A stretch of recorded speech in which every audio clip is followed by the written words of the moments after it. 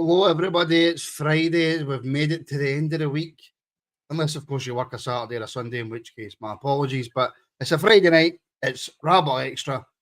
We're joining you the night after, obviously. We went out of the Europa League. There's plenty to talk about.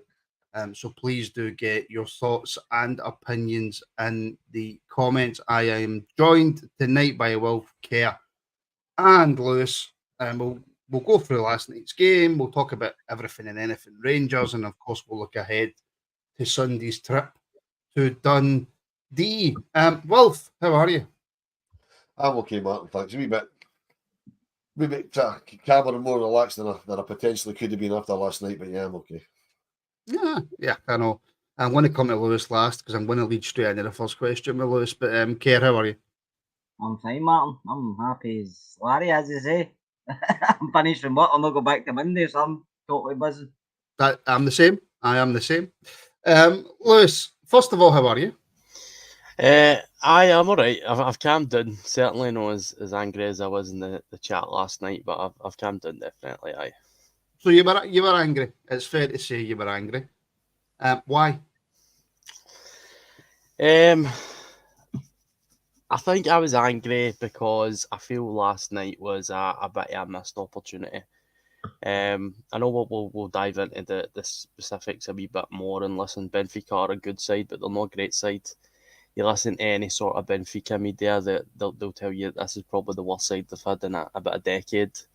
And I think, we done so well to do the hard part of the tie and get the draw. And we were very unlucky to write history. Like Clement said, we really should have won that game, 7 out of 10 times. A crazy own goal and an absolutely disgusting penalty decision. And then we just took it back to Ibrox and couldn't finish the job. And, I won't dive too much into it because I'm sure you'll ask questions, but I just think it's a bit of a missed opportunity.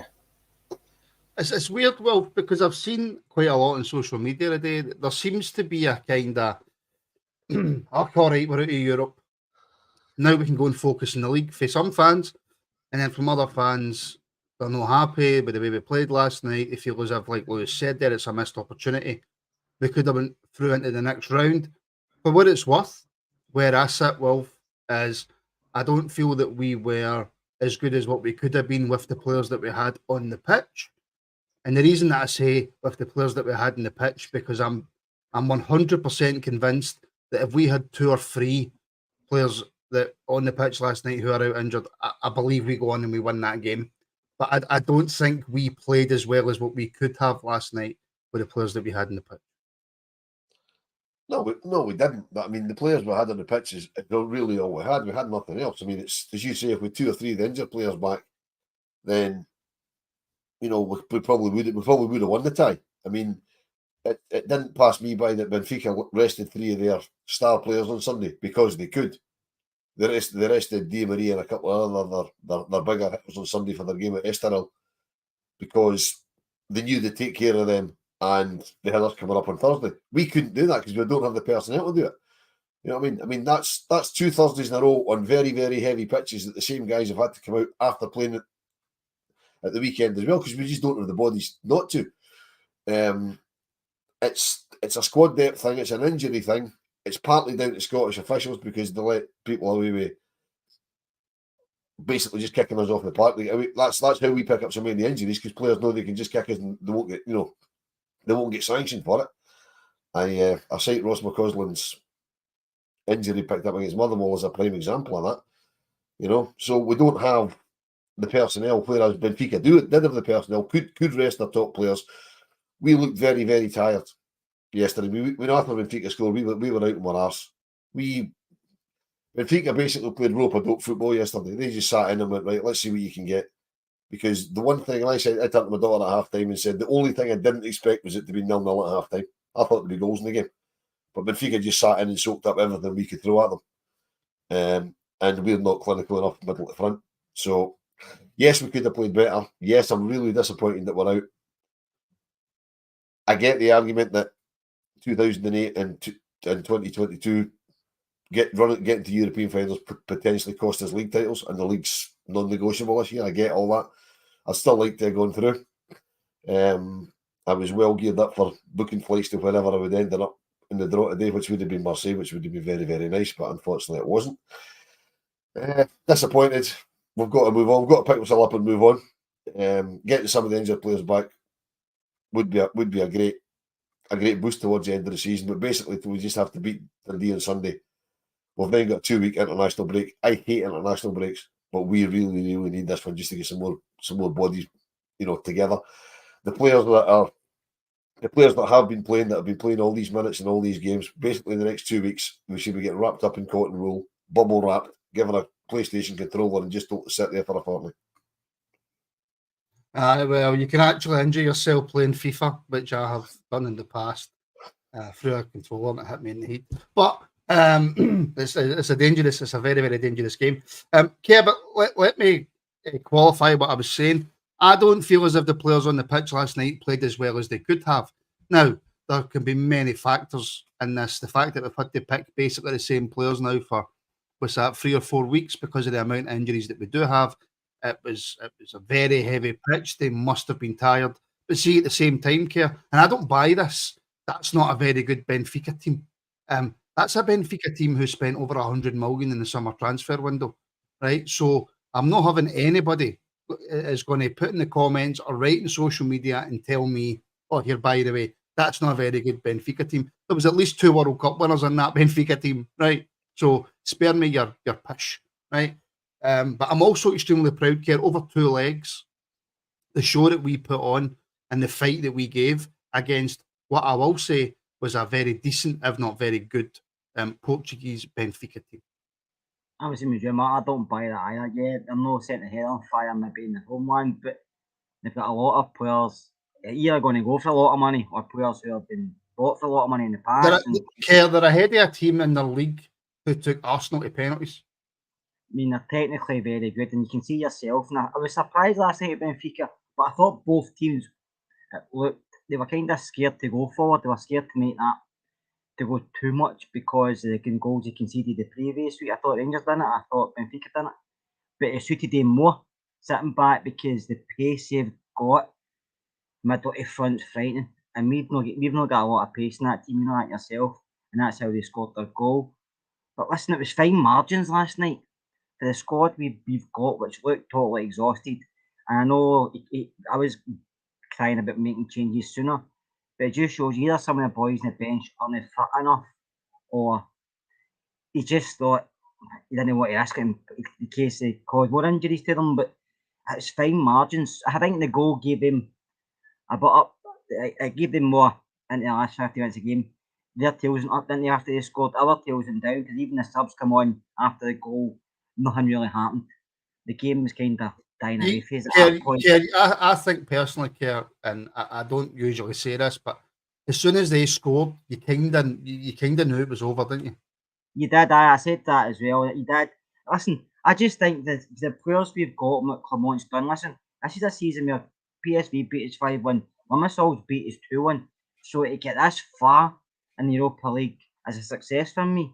Yeah, we could have went through last night. Like I said, if he'd have scored first, I thought they'd have packed in as well because that's how close the game was. There wasn't a lot between the 2 teams. A fag paper, if that. But I'm actually proud of the boys last night because there wasn't a lot to pick from. I mean, injuries we've had is more injuries than a lot of other teams have put together. And yeah, he's went to default settings with some of his picks. Lundstrom again, he looked quite tired at the end. I thought John Suter, was superb last night along with Tavernier. But up front, we're struggling. Well, you were going to struggle up. The front 3 struggled. I thought Silva struggled. I thought he should have been closer to Dessers. I thought Dessers being a lone front man doesn't work for me. It will never work for me. So, and I'm not going to sit here and say he was the issue. He doesn't help, but it's not his fault. He's only picked we've got at this moment in time because obviously Ruf's just coming back. But like I said, fine margins, Martin. So I'm going to sit here and say well done to the boys. And listen, I'm just hoping we can pick ourselves up because there's a lot of football still to be played. But I just hope some of these guys haven't run their race because some of them look absolutely shattered. And I just hope that we'll see as a break. We need the 3 points on Sunday. No matter how we get it, I don't care. We just need 3 points. Some of these guys look absolutely done, just the amount of football we've played recently. Because considering when Clement's come in, the season looked done then.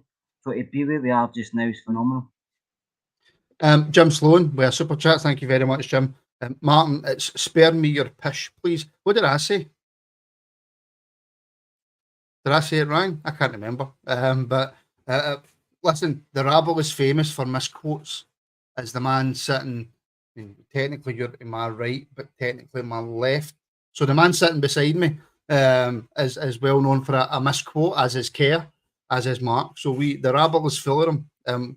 We are not the brightest on the Rabble, hence why it's called the Rangers. I refute that.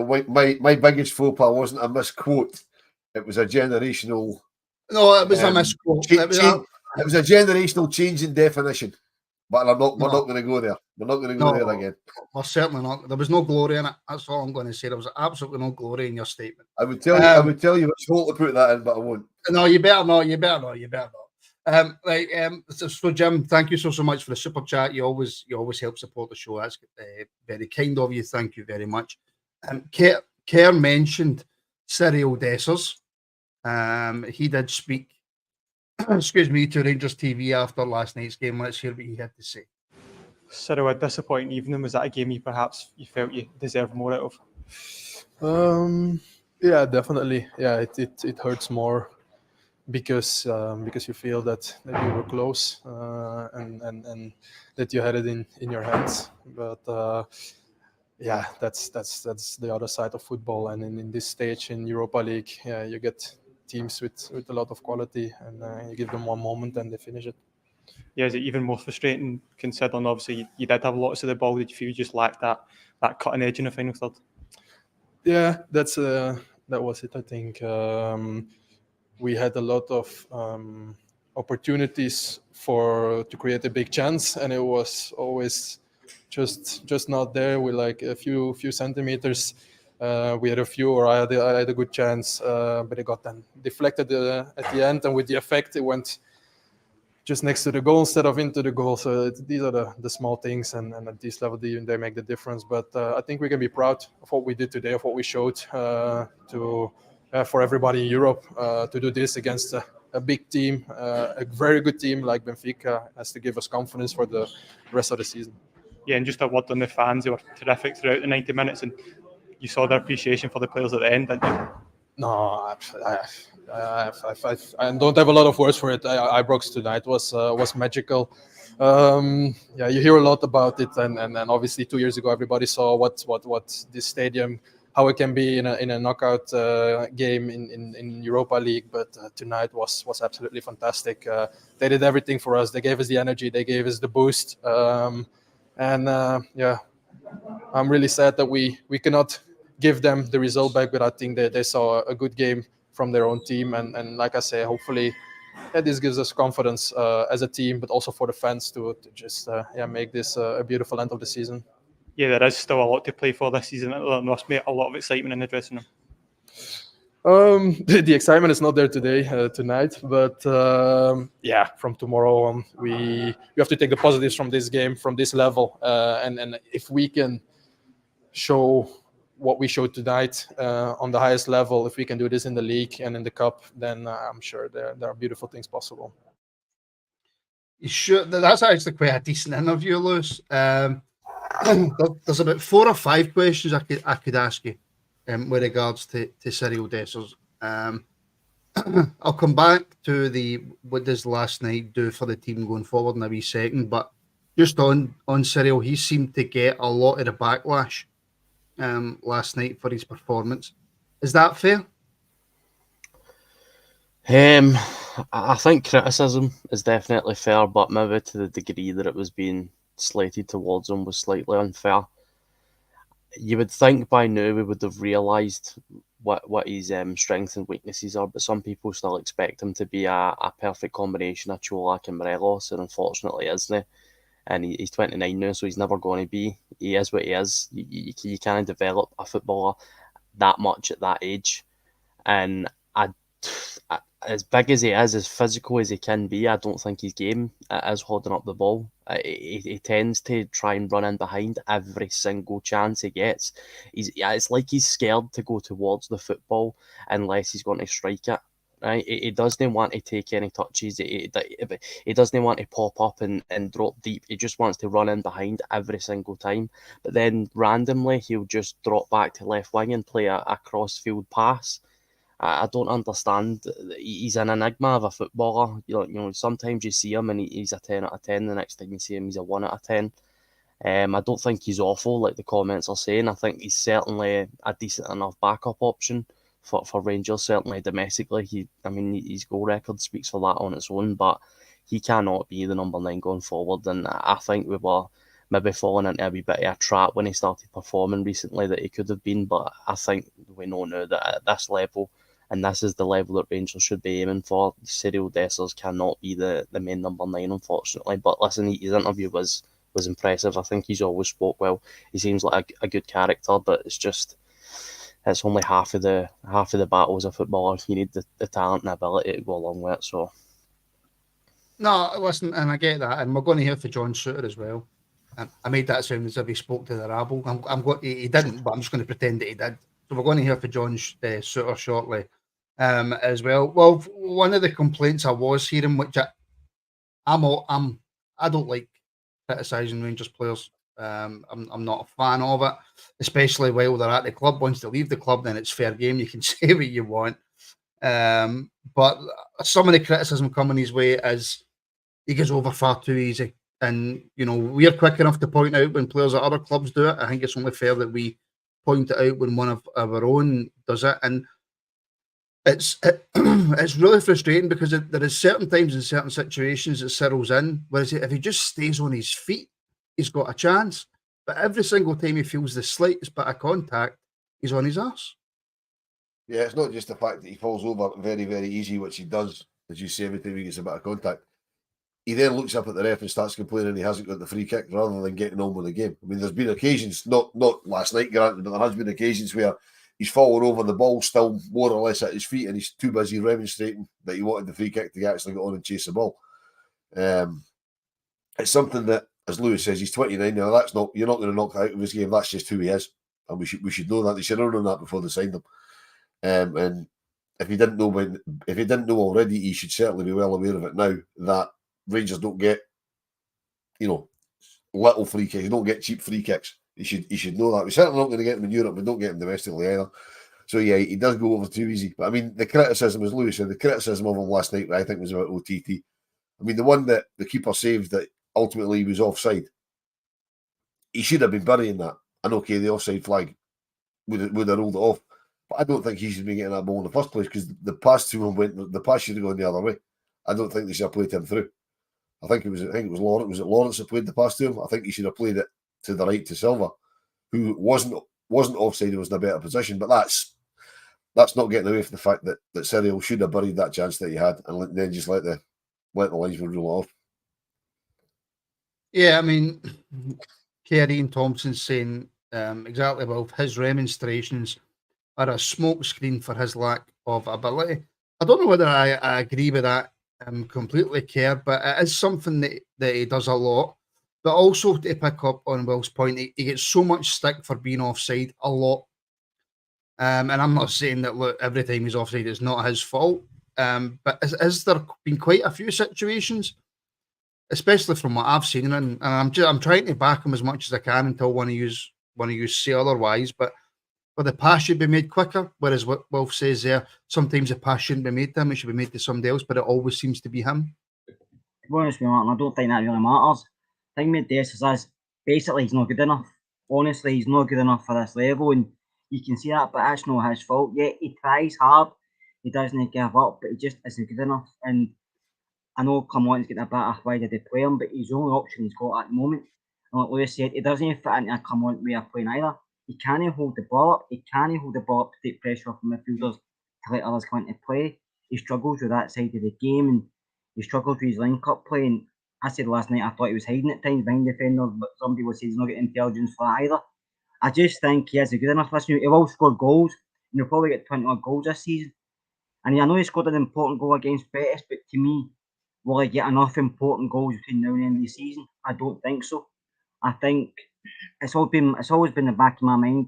We don't have a number 9 we can rely on because of injuries, and and it's only really Dessers they've got left. So that, and he's playing and he's giving it his all, but it's not going to be good enough. I feel we missed the trick, maybe signing another striker, but we didn't have any money as a manager alluded to. We kind of knew that anyway. So he's just having to play what he's got. Will he play him on Sunday? I don't know. Will he try something else in the middle? I don't know either. But I just feel at times he will cost us just because we can't rely on him to take one chance for it in the net. We need a few chances. And I just don't think, like I said previously, he's not good enough, Martin. He just isn't good enough. And it's nothing. I've nothing to slag him about. He's just not good enough footballer. But we require somebody better. No, listen, I do agree. I do agree. But he is what we have at the moment, and he is what all we really have.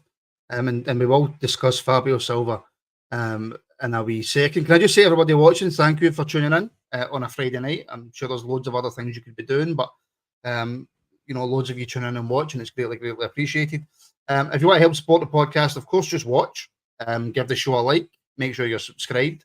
Like I say, we're heading towards 10,000 subscribers, but there's been a lot of people recently joining as members, so we are getting back up towards the 100 member mark.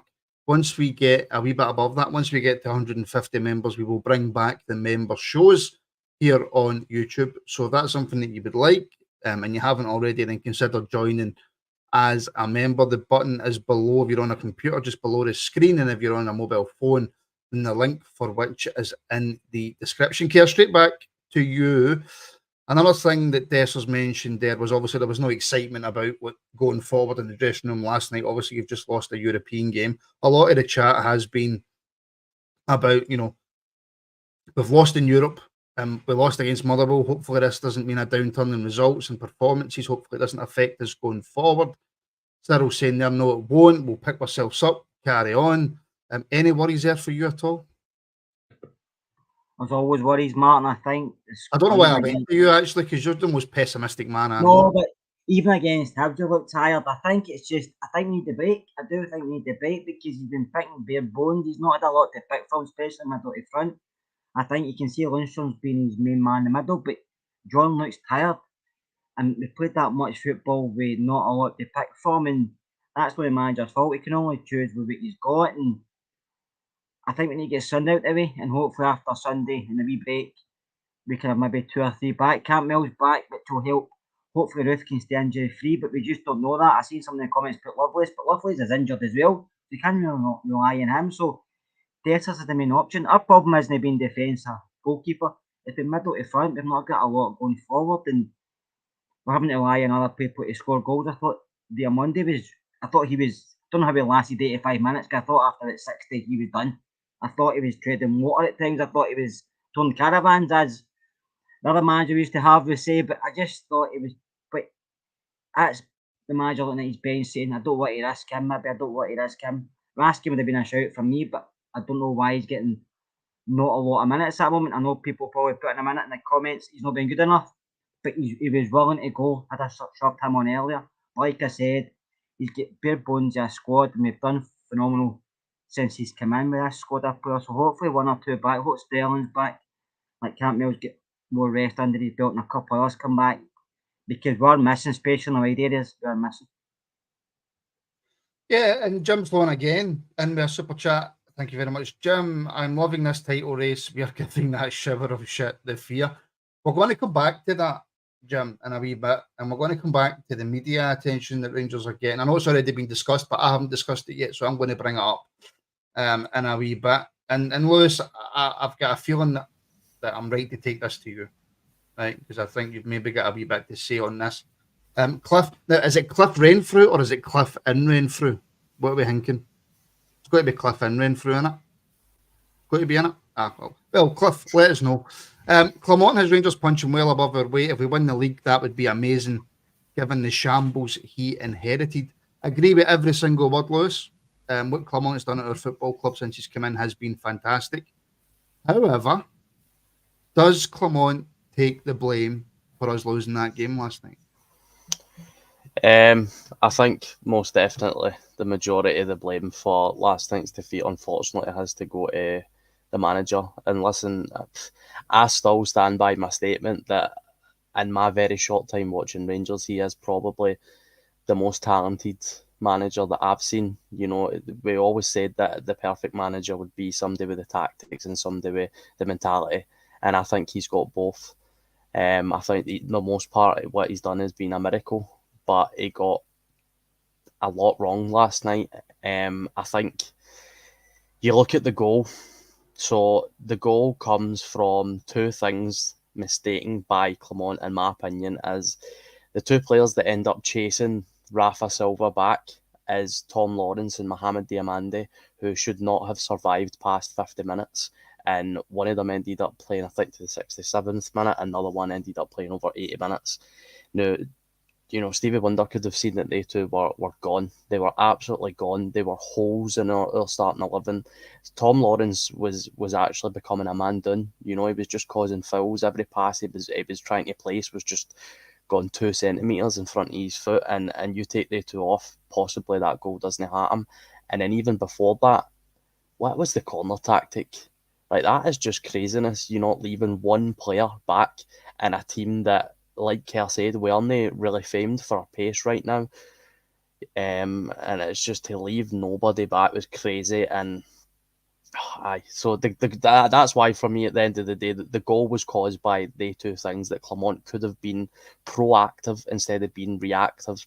Because at Rangers, you need to be proactive. You can't be a defensive-minded manager, because that's how the last two managers probably ended up losing their jobs, because they thought that way. And Clement usually doesn't, so that's why it shocked me. But last night, the goal comes from his tactics and his lack of acting when you see the weakness happening. I'm not having this nonsense that the players weren't fit. See, if Todd Cantwell and Kamar Roof are on the bench, that they're going to have to be fit for at least 45 minutes. You cannot be on the bench for a game like this and only be fit for 20 minutes. And see, at Rangers, every game is the most important game. We don't consider what comes next. We don't care if the old firm is the next day. If you're playing Benfica in a European tie where you were probably slightly the favourites given the scenario, you should have been doing everything in your power to win that game. And if everybody gets injured, everybody gets injured. That's just what's going to happen. You can't do anything about that. But for me, it's the first bit of weakness I've seen in Clement. I don't think it's going to be a consistent thing. I think it's just a poor singular performance for the manager. I still think he's definitely the man to be taking us forward. And listen, despite the loss last night, I think there's a lot to be excited about if the finances are given to Philippe Clement as a Rangers manager. I can already picture the comments that are going to fly in about what Lewis has just said, and I absolutely love it. So, Wolf, I'm going to take what Lewis said to you, and I'm not even going to ask you a question, because Lewis opened up about a 4-hour conversation there, right? I'm just going to give you the right of reply. I agree with some of what you said. I disagree with some of what you said as well. Hammer him. I mean, I'm not going to hammer him. I'm not here. That's not my nature to hammer friends on podcasts or anybody else for that matter. I got enough stick after the first leg to not be hammering anybody. But no, the corner kick tactics were ridiculous. I don't understand why we had nobody back defending. I get they had everybody in the box, but why did we not pull somebody out of the box? See if we're a goal up and chasing a goal down, and chasing the game. I get having absolutely everybody in the box. I get that, right? But to leave nobody back for the ball coming out, for me, is absolutely scandalous. I mean, when they broke at pace, which is what they're going to do. I mean, there's loads and loads of elements in the goal that cost us. I mean, Dessers did what Dessers tries to do. I don't know what he was thinking. He should have put the ball back to Lundstrom at the edge of the box. They lost it. They moved it up the park. We had nobody, absolutely nobody. As Lewis says, that the guys tracking back the Benfica player that scored the goal. We're never ever going to catch him. It was the tactics were scandalous. Corners are ridiculous. I don't know why we're doing outswinging corners instead of inswinging corners. They just don't want. There's no variation. Ridvan, I think Ridvan's a terrific little player, but he couldn't cross the road. So why is he taking corners? I mean, why not let Tom Lawrence? Tom Lawrence is decent with a dead ball. Let him take the corners. I don't get that. I don't get this constant. The fullback has to take the corners. Oh, he was really poor last night, though. Well, I thought Lawrence was poor. He was poor, but he can still hit a dead ball. You know what I mean? You don't need to be playing well to be able to stick a cross in. And I mean, Lewis's point about the fitness of the players, I agree with them. They should have had at least 45 minutes in them. But I think in the back of Clemont's mind was the potential for extra time. So if he brings Roof on at half time and he's only got 45 minutes in him and the game finishes a draw, we've got nothing on the bench to win us the game in extra time. So he brings him on a bit later in the second half, just in case, so he can maybe stretch him that 45 minutes. Possibly the same with Cantwell. You know, they should have had at least a half in them, otherwise why are they there? But with the spectre of extra time is possibly why I don't know him, I can't speak for the man, but that's possibly why he didn't bring them on a little bit earlier, and ultimately that did cost us. So yeah, there's mistakes all over. The manager's not immune from criticism on this one. The players did what they could do under the circumstances. I don't really want to throw anybody under the bus on this, but it was disappointing because as good a team as Benfica were, they were there for the taking. And we just need to pick ourselves up and move on. And as we said earlier, we just need to get past Dundee any which way we can. You know, I mean, I noticed that our friend across the city had a pop at us last weekend. I don't know if anybody else picked up on it when he said that just finding a way to win is not what they do. Well, I'm sorry, but just finding a way to win will do me on Sunday. Just get the 3 points in the bag, get 2 weeks rest, and then just come back as many players fit and firing as we can, and just make sure we bring that league home. I don't care if the ball hits half a balloon in the 115th minute on Sunday and goes in the goal and we win 1-0. That is why are you on the pitch in the 115th minute? That's what I'm saying. That was the point I was making. Sorry, that went right out of my head there. You called me a balloon. Fair enough. That was good. That was clever. Because I called you old. Fair enough. I'm going to take us straight back to you, Lewis, as a right to reply for Charles. Your boys like Lewis not got a Scooby, although you're entitled to your opinion. Philip Clemont's fault. Give us a break. No blaming Dessers, but to take 3 to 5 touches in shoots, won't get away with that at any level. Charles, thank you so much for the support, my friend. Lewis, right of reply. Look, listen, it's like I said, opinions are like arseholes. Everybody's got them. Just sometimes some smell worse than others. I think you'll find Kim Jong-un, doesn't he? That's a fact. Yeah, I'll just swiftly move on for that. Look, listen, if that's the case, I've not got a Scooby. Maybe I wasn't watching the same game last night, but at the end of the day, it was the manager's decision to put the corner tactics into place, and I haven't met anybody else that said that wasn't the reason for us conceding the goal. And when you're the manager of a football club, the buck stops with you. So I've been on this podcast since the guys came in, and I made it clear very early how excited I am about this man and how quality he is. I mean, I've just said my last point. I think he's probably the best manager I've personally ever seen at Rangers. I never got to see too much of Walter, so I think he's definitely the best in terms of managerial ability. And that does not mean he's absolutely, no obliged to be getting criticism for last night, because it was his choices. And I know he didn't have many options, and I know he might have been thinking about extra time and Sunday, but again, that's a reactive defensive mindset. You can't think like that, because Wolf is right that maybe he did think like that, and if we got to extra time, that would have stood us in good stead to have Kamar Roof on the pitch. But if he put Kamar Roof on and Todd Cantwell on in the 50th minute, we might have scored before we conceded, and then we win the game. So that's just what it is being a manager. That's why they get paid so much money. That's why the pressure is on them to be the manager of a club like Rangers, and it's so you were so sceptical as a fan base, and they can't be void of criticism because he's done so well in the past, because then you start to let standards slip. And I don't think Clement would like that. I think if you ask Clement, he would say I probably got a wee bit wrong last night. And that's just what I seen. And if people disagree with me, then that's fine. We don't like Cliff, by the way. Cliff actually lives in Los Angeles. His surname is Renfrew. I don't care that he's for Glasgow. The fact he lives in Los Angeles annoys me, because I'm stuck in Hamilton. So we don't like Cliff anymore. So yeah. I mean, Kerr, I get what people in the comments are saying. I get what Lewis is saying. Look, you don't lose a game over 2 legs on one mistake from a corner, right? So obviously at the time that we were in, if Clement changes his philosophy that night on corners, then maybe we don't concede.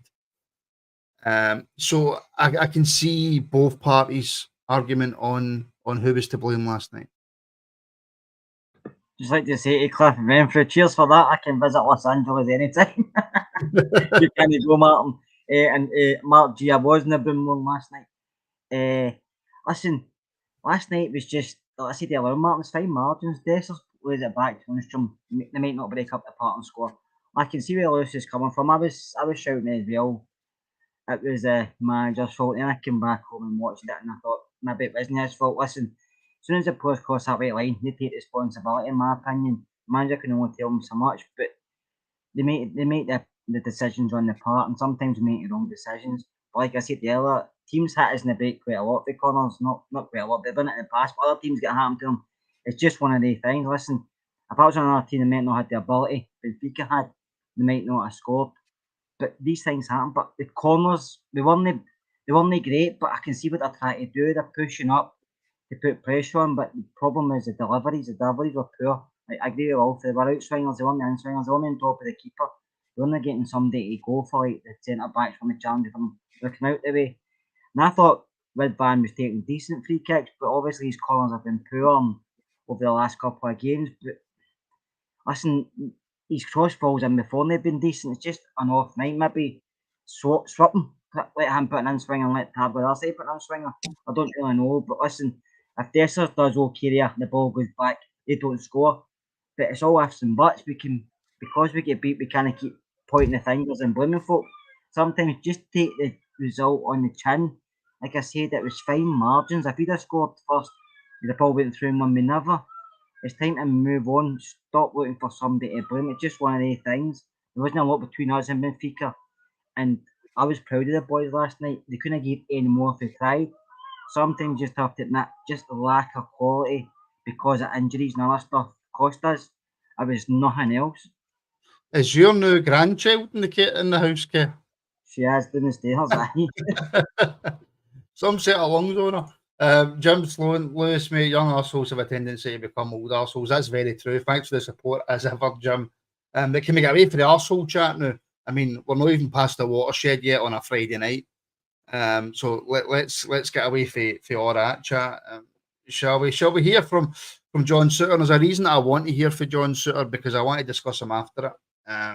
Because I think if we can continue to keep him on the trajectory that he's on and keep him away from injuries, I think he could become very pivotal for this football club. But let's hear what he had to say. John, a disappointing evening. Was it more a frustrating game more than anything? Yeah, it was. I thought overall we played well. We had good spells of possession. And it's a tough way to go out. The way the goal was conceded was tough. But yeah, that's what happens in Europe. You get punished. And yeah, they did that. Yeah, it's even more frustrating considering you had a lot of the ball, you had better control of the game, but you perhaps just lacked that quality in the final third. Yeah, I think we were a lot better on the ball than they were in Lisbon. Probably scored 2 goals in the break in Lisbon, defended well, but today we were a lot better on the ball. I think we worked a lot on that in the sessions in between the games. But yeah, in the end, goals win games, and they've taken a chance and we didn't. Yeah, it's important to park a result less and just remember how much you've still got to play for this season as well. Yeah, it is. Obviously hurts just now because it's fresh. But as soon as tomorrow comes, it'll be done, and our full focus will be on the competitions we're still in. And we saw the appreciation from the crowd at the end who realised that the effort that you put in over the 2 ties. Yeah, I'm sure the boys appreciate that. But we would have preferred if we won. I'm sure they would have appreciated it more if we won. But it's important. As I say, tomorrow when we wake up, our full focus has got to be on the cup and the league now. Yeah, and obviously, as you say, full focus is now on the Dundee game. It's a good chance to bounce back and have some momentum going into the international break. Yeah, as I say, it'll be tomorrow morning until we get our heads around it. But yeah, full focus will be on Dundee at the weekend. Lewis, that's the first time I've heard that, but I didn't hear that last night. Sounds absolutely gutted. Would that be going over the score a bit if I was to say to you that I think he's been in the last 4 or 5 weeks our best player? I don't think it would be too outlandish, no. I think John Souttar is probably the best centre-back at Rangers in terms of his ability to defend and on the ball. I think he's by far the best on the ball. You know, some of the runs he has bringing the ball out for defence is tremendous, and he's very, very good defensively. And to be honest with you, I think you need to take into consideration that he's never getting to play on his favoured side either, because Goldson just does not have the capability to play as a left centre back. So John Souttar is good enough to play there. And I think if in some world, I'm a Connor Goldson fan. I'm not one of the ones that doubt his ability either. But in some world in the future where Goldson was to move on or maybe not be a starter, I would love to see John Souttar as the right-sided centre back, because I think he would be near enough flawless. I think he's got absolutely everything for a modern day centre back. And I also think he's Scotland's best centre back as well. It would be absolutely crazy to me if he does not start for Scotland, but that's a topic for another show. But he's been absolutely excellent. A player that has obviously struggled with injury, and to be honest with you, if he didn't have as many injuries, he probably wouldn't even be at Rangers. It would probably be at an even higher level than here. But very, very glad that he's here. You know, he's 27 now. He should be coming into his absolute prime. And like I said, I think you're no outlandish at all. I think he's been absolutely outstanding. I mean, well, Marianne is saying Souttar's our best centre back. Listen, Wolf, I'm a big fan of Connor Goldson as well. I'm also a fan of Balogun. I think Balogun's a cracking defender as well. But the levels that I've seen for Souttar, yeah, all right, he didn't have a great game against Motherwell. Every player's going to have mistakes in them. Obviously, when a defender makes a mistake, but majority of the time it can lead to a goal, which makes it look worse. But I think what we've seen for Souttar, if we can, like we have this season, incredibly, considering the rest of the squad's been out injured, keep him as injury free as possible. I kind of have to agree. I think he is our best centre back. I think he's one of the best, if not the best centre back in Scotland. Not just at defending, like Lewis says, bringing the ball out from defence. His passing range is excellent. Just all round an excellent centre back. Yep, can't disagree with any of that. I obviously saw a little bit of John when he was at Hearts before we signed him, and I think he's a terrific centre back.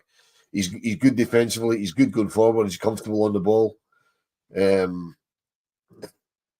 He's another reason that our current corner regime frustrates me, because John Souttar is tremendous with an attacking header, and we just don't throw anything in his direction from set pieces. That really gets to me, because anytime we send a set piece into the box that's going for a defender, it heads for Goldson.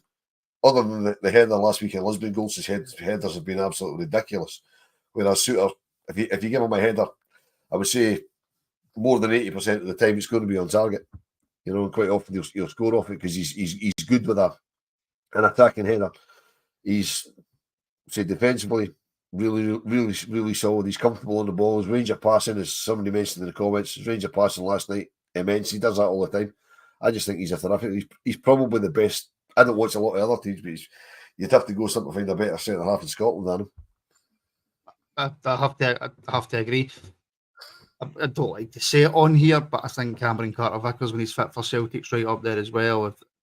Maybe being the best centre back in the league, and I think it shows when he plays. But John Souttar is right up there, right alongside him, I think. And so is Goldson, by the way. But I just think Souttar's shown levels to his game over the last few weeks that make me very excited for the future. And the fact that we've managed to keep him relatively injury free is positive for the future as well. Right, we're going to come into the Dundee game. But for everybody watching on YouTube, Twitter, and Facebook, if there's any specific topic about Rangers that you want us to discuss, we'll probably have about 5 minutes at the end of the show to discuss it. So get it in the comments. If I see a topic that I like, then I'll bring it up and we'll have a quick chat about that, because it's Friday night. It's chilled. It's Rabble Extra. It's your show. So get in the comments what you want us to discuss. And Wilf, that doesn't mean you putting something in the comments that you want us to discuss, because I can see you jumping straight on that. It's not going to happen.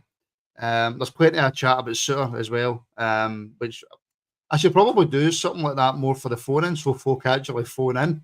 Let's put something a bit controversial out there for folk to phone in. But well, coming straight back to you, and the title's different on Facebook and Twitter than what it is on YouTube, because you can't. It's a whole story. You can't change stuff on Facebook after you've done it.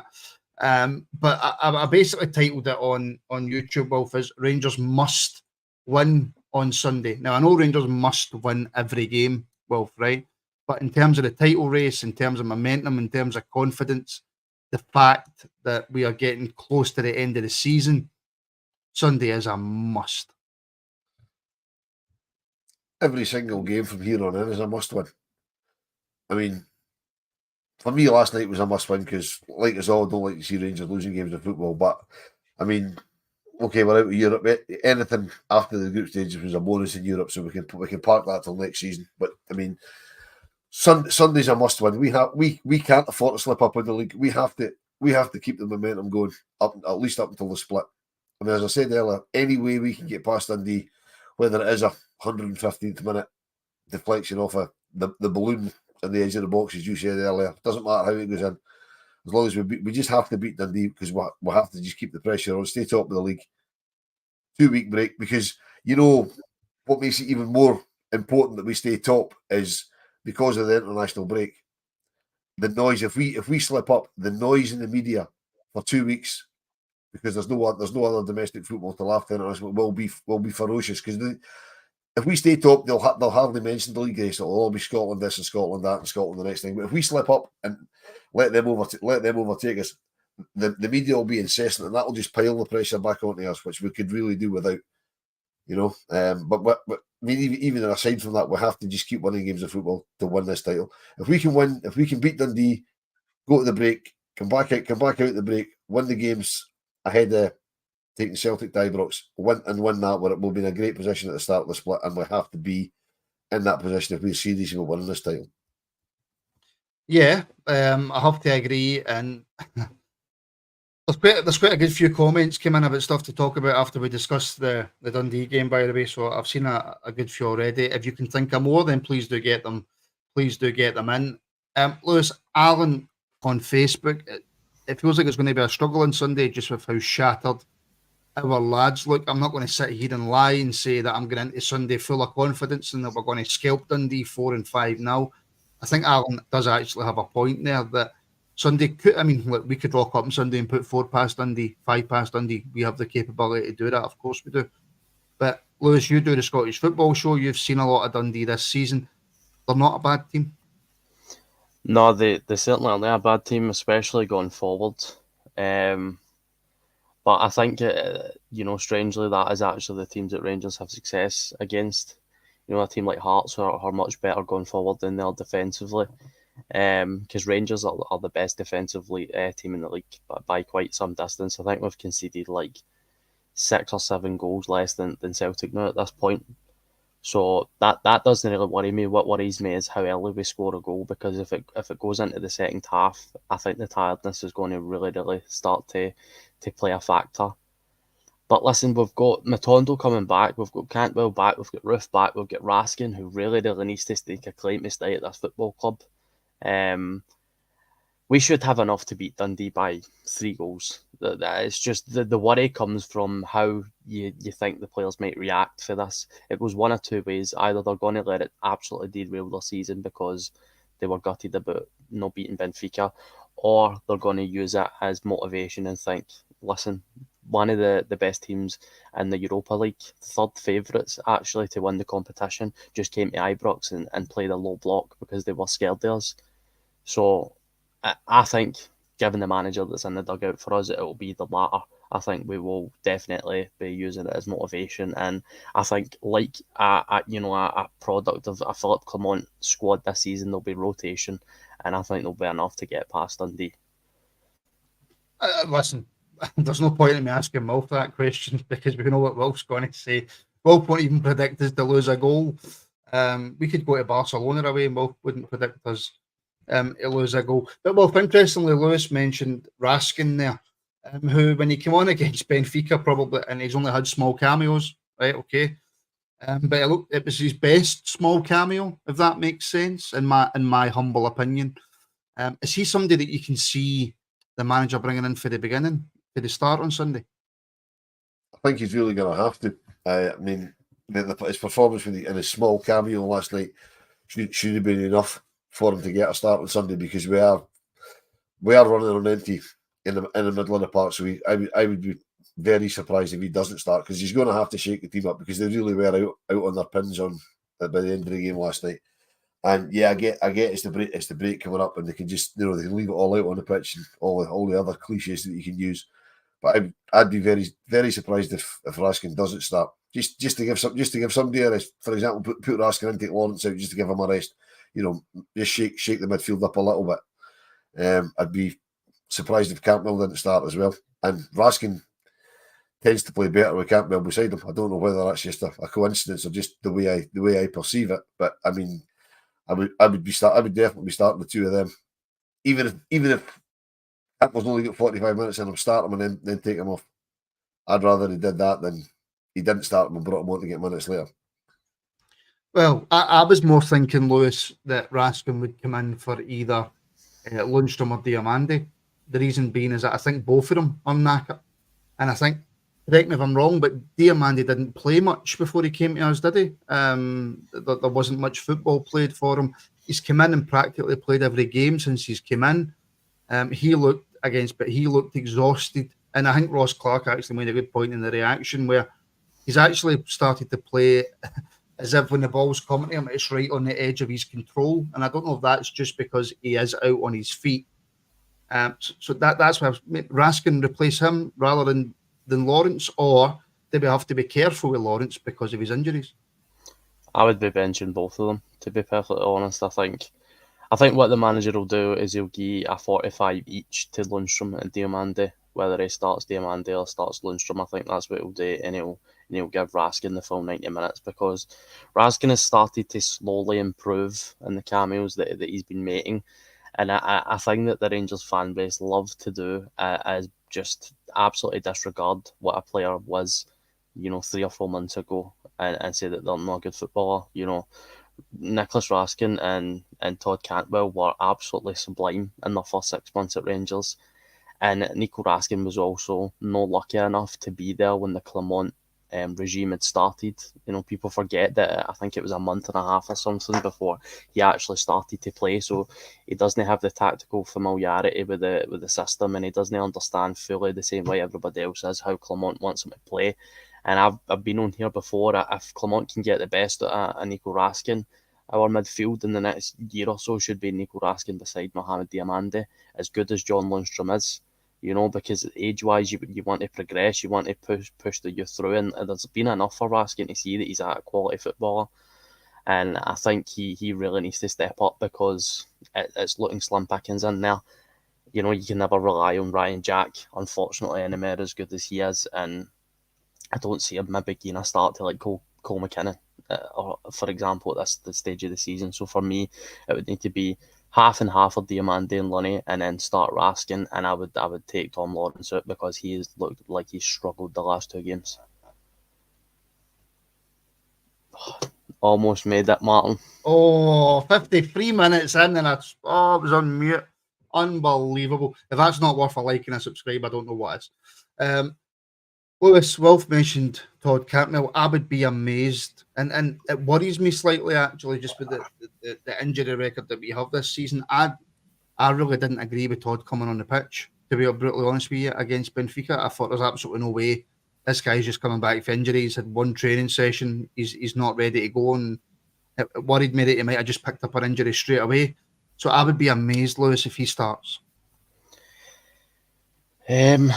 I don't think I would be. I think, again, it might be a case that he'll get the first half, or he might get the second half, whatever Clermont wants to do, maybe swap Lawrence and Cantwell, because, you've seen it. He's just quality. I rate Cantwell so much. I think he spurs so many of the other players on. Like Wolf said about Raskin and Cantwell, they seem to bounce off each other. I think the same can be said for Cantwell and Fabio Silva. I think anytime they two have linked up this season, you can tell. It was like Hadji and Kent, when two players are that talented and they both have that mindset of thinking a step or two ahead, it really does spur you on when going forward. And I think he's going to need to play some part tomorrow, because Tom Lawrence cannot play any more than an hour again. And is there anybody else in that position? I don't think we can play anybody else, because then you're looking at changing the system and changing the formation. I know there was murmurings that Sterling might be back, but again, that's another risky decision. You could maybe stretch Cole into that position, but again, that's a risk. Listen, I absolutely take your point, and I suppose that brings us to the wider conversation, Wolf, around Fabio Silva. A lot of people not too happy with Fabio. I don't know. Well, every time I see the guy, I think he's a class act. I think he's got absolute quality. Does it always come out? Does he always beat a man? Does he always score? No, but I can see the quality the man has. But then the conversation is going to come: is he a winger? Is he a striker? Is he a 10? Where will he play tomorrow? Will Dessers miss out? Will they play Silva through the middle? Do we have anybody to come in left wing to move Silva if he wants to drop him or move in position? What happens on Sunday with Fabio Silva? I wish I knew the answer to that question, because you're right in it. You're right in everything you say. I don't think he's very unusually. I like him coming in from the left. I don't think he's a central striker. I don't think that's his game. But if that's not his game, then what you're saying is you've got to play Cyril Dessers. And Dessers, although you'll score your goals against teams like Dundee. You can't kind of you can't lay your life down on that one. So we need goals on Sunday. So I've got a feeling he might play him down the middle. Whether he plays him as what is it they call it, Lewis? The kids call it a false 9. I don't know whether they play. So we don't actually go with a number 9. They play him as a false 9, kind of floating about or not. I'm not quite sure, because I've got no idea what his best positions. I personally prefer him coming in from the left. But I mean, I don't even know if you asked him himself what he would say his preferred position is, but I just don't think he's a central striker.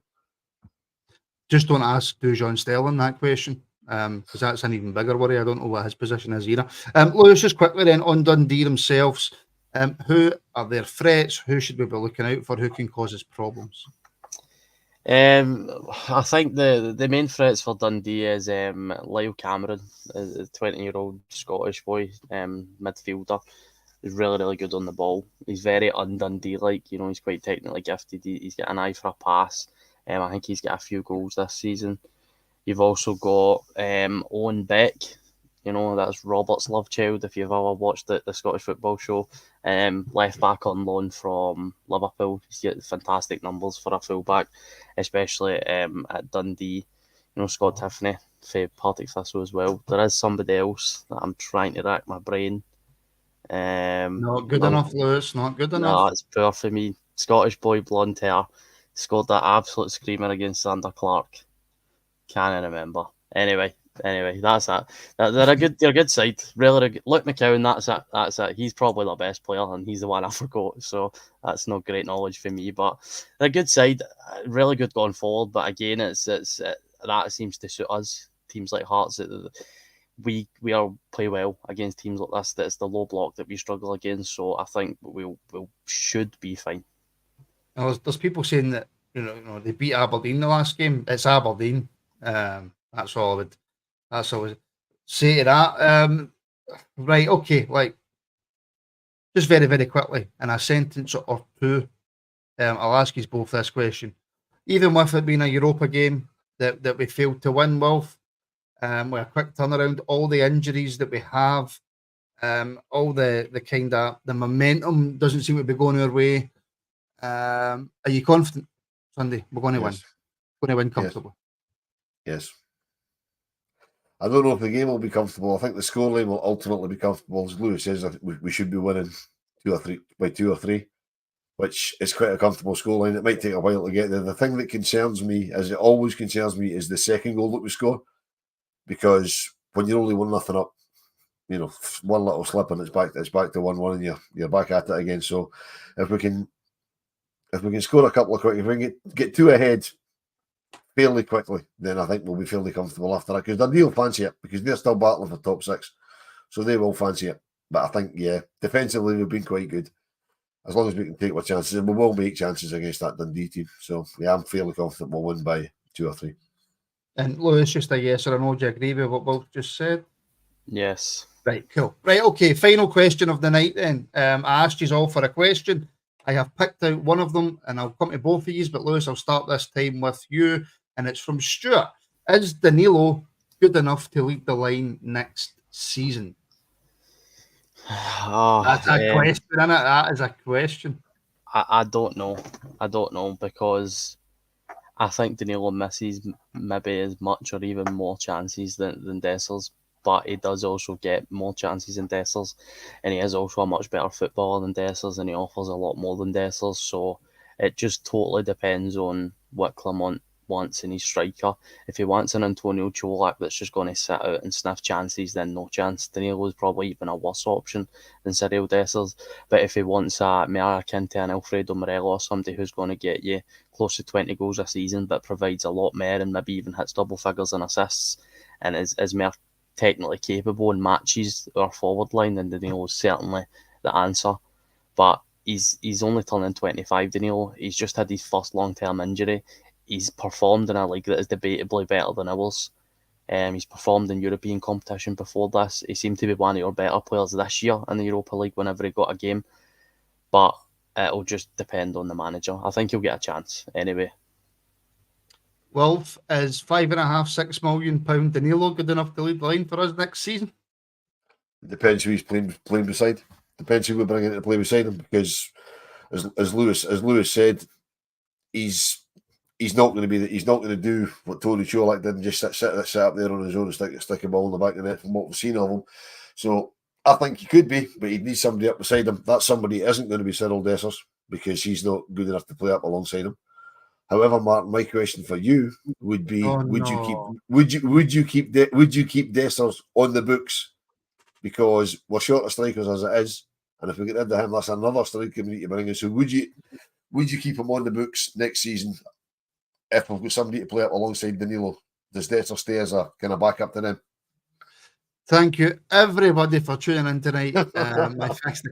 Look, it depends. If we can get a decent fee for Dessers, that means that we can bring in a player of better quality for less money than what we've paid for Dessers, because we've obviously clearly seriously overpaid for Cyril.